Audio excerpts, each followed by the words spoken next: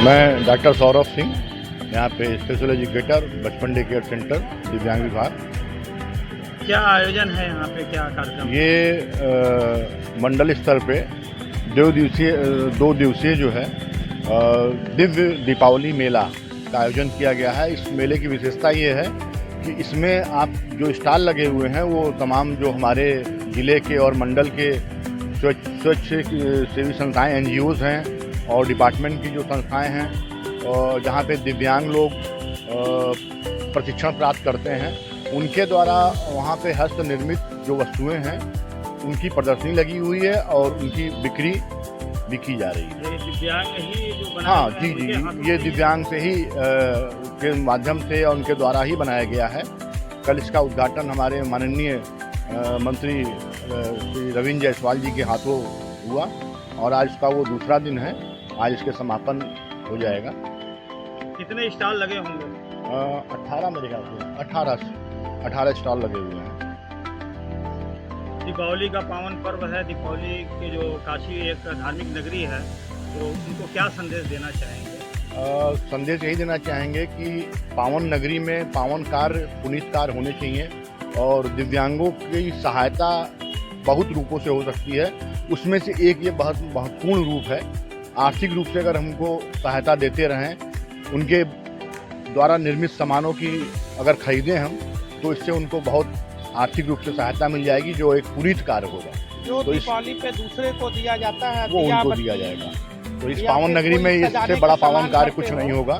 तो मैं ये यहाँ जिले की जनता से और यहाँ पे आए हुए जो भी लोग हैं उनसे ये रिक्वेस्ट और अनुरोध करूँगा कि वो इन दिव्यांगों के बनाए हुए सामानों को खरीदें और उसका उपयोग करें, जिससे इनको प्रोत्साहन मिले। इन लोगों की दुकानें और कहीं लगी है या स्टॉल लगा के उसके बाद फिर 1 साल बाद सरकारी जो इनको मिलता है योजनाएं वो मिलता है, या दुकानें हैं इनकी? नहीं, इनकी कोई स्थायी दुकानें नहीं हैं। इसी तरह के स्टॉल वगैरह लगाए जाते हैं और कल हमारे मंत्री जी ने शायद घोषणा की है और जो NGOs हैं उन्होंने आपस में मिल के कहा है कि एक संडे का दिन जो है ये लोग एक हाट जो हफ्ते में लगती है हाट टाइप का लगाएंगे। उससे इनको प्रोत्साहन मिलेगा और आगे बढ़ेंगे।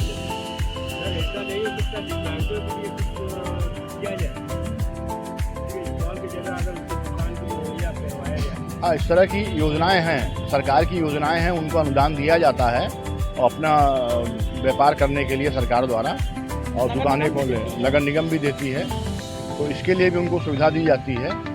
और ये तो केवल एक जो हमारे NGOs हैं जहाँ वो बच्चे प्रशिक्षण प्राप्त कर रहे हैं उनको प्रोत्साहित करने के लिए ये काफ़ी बड़े रूप में ये आयोजन किया जाता है। जी, मेरा नाम हरीश कुमार हिरानी है। मैं दोनों पैरों कमर से दिव्यांग हूँ। वर्तमान में मैं देसी गौ माता के शुद्ध घी का काम कर रहा हूँ। ये घी इतना अमृत है। हम लोग आज जो दूध पी रहे हैं वो जर्सी का बना हुआ है। उसका दूध भी नहीं पीना चाहिए। बहुत सी हमारी माता बहनें करती क्या है, उस दूध का घर में घी बनाती हैं। मैं उनको कह रहा हूँ, ऐसा नहीं कि मैं अपने प्रोडक्ट को बेचने के लिए कह रहा हूँ, वो जो घी बना रही हैं वो पहले उसका बेस जर्सी का है। वो पहले ही से विश्व, अगर उसको घी बना के वो कर रही हैं तो वो विश्व को महाविश्व बना के घी मतलब खा रही हैं, खा भी रही हैं, अपने घर वालों को भी खिला रही हैं। मैं माता रानी से निवेदन करूंगा कि गौ माता इतना अमृत है, वो बच्चों को दूध ये घी जो खिलाएंगी, खिलाने के साथ साथ उनकी मालिश भी करें शरीर में। तो कोरोना जैसी अभी पता नहीं कितनी बीमारी आने वाली है, तो समझ लीजिए ये छू भी नहीं पाएगी और उनको मन, बुद्धि, चित्त, अहंकार सब तरह से उनको शुद्धि प्राप्त होगी। मतलब आत्मिक ज्ञान भी बनने के साथ आपकी क्या सुविधा? सरकार से मुझे ये कहना चाह रहा हूँ, मैं चाह रहा हूँ योगी बाबा को कम से कम जो गौ माता के प्रोडक्ट हैं वो हमारे ODOP में शामिल करें। और हम लोगों को क्या कि जगह जगह पे विकलांग लोगों के साथ हम देसी गौ माता का काम कर रहे हैं। विकलांग है तो हमें खादी में या कई और जगह में बहुत परेशानियाँ होती हैं। शिल्प वाला बोलता है कि भैया इसमें मेरा ये इसमें नहीं माना जाएगा, खादी वाला बोलते हैं इसमें नहीं माना जाएगा। तो गौ माता को तो सब में आना चाहिए ना। MSME हो गया, खादी हो गया, शिल्पी हो गया, और विकलांग वाले क्या करें, 2 दिन लगा रहे हैं। इतना आदमी सामान लेके आया है तो कम से कम ये 10 दिन का तो होना चाहिए ना। हम लोग को TADA मिलना चाहिए। वैसे तो हम लोगों के परमानेंट दुकान होनी चाहिए, अगर नहीं तो कम से कम ऐसा ये हर महीने 2 महीने में इनको अरेंजमेंट करना चाहिए। भाई हम लोग या तो हमको नौकरी दीजिए, और हम लोग आ भी रहे हैं तो हम लोग अपने ही लोग हमको वो मतलब परेशान कर रहे हैं ना। दुकानों में व्यवस्था प्रॉपर नहीं मिल रही है। अगर एमएसएमई देखिए पूरा भोजन वगैरह पूरा जो टेंट की स्थिति बड़ी अच्छी रहती है। मैं सबके लिए कह रहा हूँ, मैं अपना नहीं, मैं कह रहा हूँ जो लोग आ रहे हैं जो तकलीफ में, उनको तो आप कम से कम सरकार बेचारी मोदी योगी में नमन करता हूँ कि आज उन्होंने ऐसी स्थिति आपका कर दी कहना है। है कि उत्तर प्रदेश सरकार जो है हम लोग को भी इस पर विचार करे। जी, सोचे। पर नीचे जो अधिकारी लोग हैं ना वो कोऑपरेट नहीं कर रहे हैं। मैं अभी भी कहना चाहूंगा सरकार तो बेचारी बहुत कुछ करना चाह रही है। अब जैसे मुझे पावर व्हीलचेयर चाहिए था तो मुझे बताया गया कि जियो में नहीं है। अरे भैया जियो में नहीं है तो आप अपने उनको लेटर लिखिए ना, मोदी योगी तो क्या करना चाहते हैं। और उसके बाद जब मैंने विधायक से करवा लिया तो अब वो कह रहे कि पावर व्हीलचेयर मिल जाएगी एलमको वाली। जब मेरा 80% प्रॉब्लम है, ये पूरा हिस्सा देखिए इसके ना बैठ नहीं पाते हैं, ऐसे झुक जाता है। अब मुझे जब पावर विधायक से हो गया तो आप बीच में मेरी प्रॉब्लम क्यों क्रिएट कर रहे हैं, ये बात है सर जी।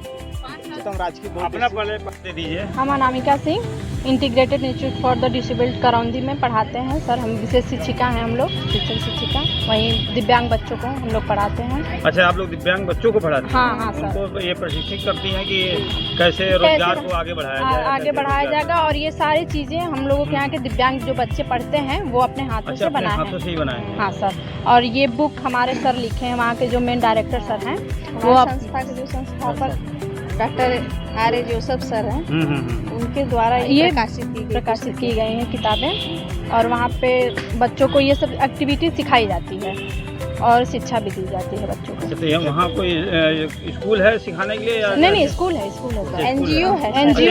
हाँ, एनजीओ है। बच्चों को मुफ्त शिक्षा दी जाती है। कितने बच्चे पढ़ते होंगे सर 159 बच्चे हैं। 159 बच्चे पढ़ते हैं वहाँ पे, जिनको मुफ्त शिक्षा दी जाती है। ये करौंदी हनुमान धाम कॉलोनी BHU करौंदी। के पद पर हूँ और वहीं से हम लोग आए हैं। एक मेला का आयोजन है, हमारे दिव्यांग विभाग से लगा गया है। हमारे संस्थान में 50 बच्चे आवासीय, 50 अनावासीय बच्चे हैं और जो कि HI बच्चे, ID बच्चे हैं। एनजीओ कहाँ पे है आपका? NGO नहीं है। हाँ। ये विभाग द्वारा संचालित। अच्छा, विभाग द्वारा कहाँ पे है इसका? ये खुशीपुर। अच्छा, खुशीपुर में। हाँ। आपका वहाँ से संचालित होता है? हाँ, कितने बच्चे हैं विकलांग आपके वहाँ पे? 50 बच्चे आवासीय और 50 अनावासीय। अच्छा, लगभग 100 बच्चे। हाँ, 100 बच्चे का एस्टिमेट है। तो ये क्या सिखाते हैं उन लोगों को आप? क्या जो प्रशिक्षण देते हैं? वहाँ व्यावसायिक प्रशिक्षण भी होता है, शिक्षक प्रशिक्षण भी होता है। ID बच्चों को इससे दिमाग से जो मानसिक, हमारी मैडम जी हैं वो लोग पढ़ाती हैं। सरकार से क्या क्या सुविधाएं? सब सुविधा है, भोजन वोजन सब व्यवस्था है, यही सब मिलता है। अपना परिचय दे दीजिए। मेरा नाम विश्वेश सिंह है, मैं चोलापुर ब्लॉक से आता हूँ और मैं जिला दिव्यांग संगठन का वाराणसी जिला से अध्यक्ष भी हूँ। और मुझे 2 दिवसीय मेला का आयोजन में पार्टिसिपेट करने का मौका मिला है। कितने दिन का? 2 दिवसीय मेला है। 2 दिवसीय। इसमें आपका क्या यहाँ पे क्या कौन सी शॉप लगी हुई है? मेरा गौतमी फाउंडेशन की तरफ से लगा है और मैं धूप अगरबत्ती का स्टॉल लगाया हूँ। सरकार से क्या क्या सुविधाएं हैं? सरकार से सुविधाएं तो सर बहुत हैं, लेकिन हमें ज़मीनी स्तर पे देखा जाए तो कम ही लाभ मिल पा रहा है। बहुत सी सुविधाएं ऐसी हैं जिससे अभी तक हम लोग वंचित हैं। तो हम चाहते हैं सरकार तक हमारी जो आवाज़ है सरकार तक आपके माध्यम से, न्यूज़ चैनल के माध्यम से पहुँचे। और जो हमें समस्याएं दिन पर दिन बढ़ती जा रही हैं, वैसे तो कहा जाता है प्रधानमंत्री मोदी जी का संसदीय क्षेत्र है, लेकिन फिर भी अभी हमें जो फील्ड चाहिए वो नहीं मिल पा रहा है। अभी हमारा स्टॉल लगाने के लिए कभी मतलब सरकार को थोड़ा बहुत ये समझती है कि चलो एक आध इनको स्टॉल दे दिया जाए, लेकिन हमें परमानेंटली कोई दुकान या जगह प्लेस चाहिए। आपका कहना है कि अभी हमको उत्तर प्रदेश सरकार ने अभी तक कहीं से भी कोई दुकान आवंटित नहीं किया है। आवंटित बस पेंशन भी सरकार बोलती है कि 500 रुपया 1000 रुपया बढ़ाएगी, लेकिन विधायक का, सांसद का तनख्वाह बढ़ता है, लेकिन दिव्यांगों का कुछ भी पेंशन, जब करीब 3 साल से पेंशन रुका हुआ है वैसे ही।